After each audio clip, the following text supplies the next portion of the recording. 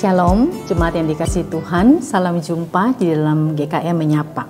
Pembacaan firman Tuhan hari ini terambil dari Injil Lukas pasal 1 ayat 28, ayat 34 dan 38. Demikianlah firman Tuhan. Maria terkejut mendengar perkataan itu, lalu bertanya dalam hatinya, apa arti salam itu? Kata Maria kepada malaikat itu, bagaimana mungkin hal itu terjadi karena aku belum pernah berhubungan dengan laki-laki.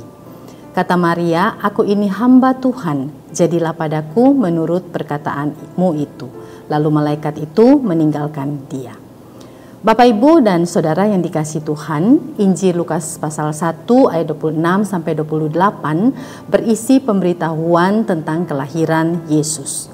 Pada bulan ke-6 dari kehamilan Elisabet, istri Sakaria, Tuhan menyuruh malaikat Gabriel pergi ke kota yang bernama Nazaret di Galilea. Nazaret adalah sebuah kota kecil yang jauh dari kemegahan apapun. Hanya sangat sedikit catatan dalam Alkitab yang bisa kita temukan tentang kota Nazaret. Dalam Injil Yohanes pasal 1 ayat 46, Nathanael pernah berkata kepada Filipus, "Mungkinkah sesuatu yang baik datang dari Nazaret?" Di kota kecil Nazaret, Lukas mengarahkan kita kepada seorang perawan yang bertunangan dengan Yusuf dari keturunan Daud, bernama Maria. Pada waktu itu, Maria diperkirakan masih berusia remaja sekitar 16 tahun. Malaikat Gabriel datang kepada Maria dan berkata, "Salam, hai engkau yang dikaruniai, Tuhan menyertai engkau." Ayat 28, Maria terkejut mendengar perkataan itu lalu bertanya dalam hatinya, apa arti salam itu? Bapak Ibu yang dikasihi Tuhan, Maria adalah seorang gadis yang sederhana, seorang gadis biasa, dan ia belum pernah terjadi dalam hidupnya seorang utusan Allah atau seorang malaikat datang dan memberi salam kepadanya. Maria merasa gelisah dengan perkataan malaikat itu dan segera ia melakukan satu perenungan dalam hatinya. Gabriel kemudian berkata kepada Maria, "Jangan takut hai Maria, sebab engkau beroleh anugerah di hadapan Allah." Ayat 31, engkau akan mengandung dan akan melahirkan seorang anak laki-laki dan engkau harus menamai dia Yesus.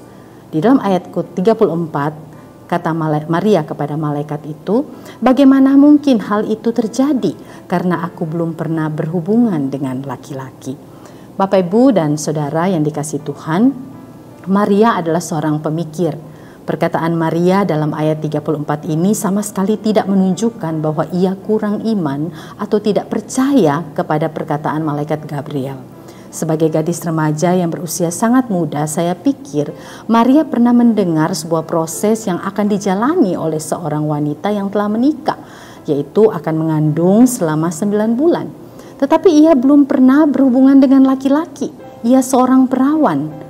Maka Maria ingin sekali mengetahui bagaimana proses itu bisa terjadi. Ia memohon kepada Gabriel untuk memberi dia informasi terhadap peristiwa itu. Di dalam ayat ke-35, Gabriel mengatakan, Roh Kudus akan turun ke atasmu dan kuasa Allah yang maha tinggi akan menaungi engkau. Anak yang dilahirkan itu kudus dan akan disebut anak Allah. Di dalam ayat ke-38, Maria berkata, "Aku ini hamba Tuhan, jadilah padaku menurut perkataanmu itu." Bapak, Ibu, saudara-saudara yang dikasihi Tuhan, tidak ada negosiasi, tidak ada bantah-membantah pada Maria. Yang sebaliknya, ia dengan rendah hati berkata, "Aku ini hamba Tuhan, jadilah padaku menurut perkataanmu itu." Pelajaran rohani apakah yang bisa kita ambil dari Lukas pasal 1 ayat 26 sampai 38 ini? Yang pertama, kelahiran bayi Yesus melalui perawan Maria membuktikan bahwa tidak ada yang mustahil bagi Tuhan. Tuhan mampu melakukan karya keselamatan dengan cara yang ajaib. Dan Tuhan menginginkan kita meresponinya dengan percaya bahwa Tuhan Maha Kuasa dalam melakukan segala sesuatu. Yang kedua, kelahiran bayi Yesus melalui perawan Maria mengungkapkan iman besar Maria yang percaya pada firman Allah dan ingin sekali untuk menjadi hamba Allah dalam mengerjakan rencana Tuhan yang luar biasa.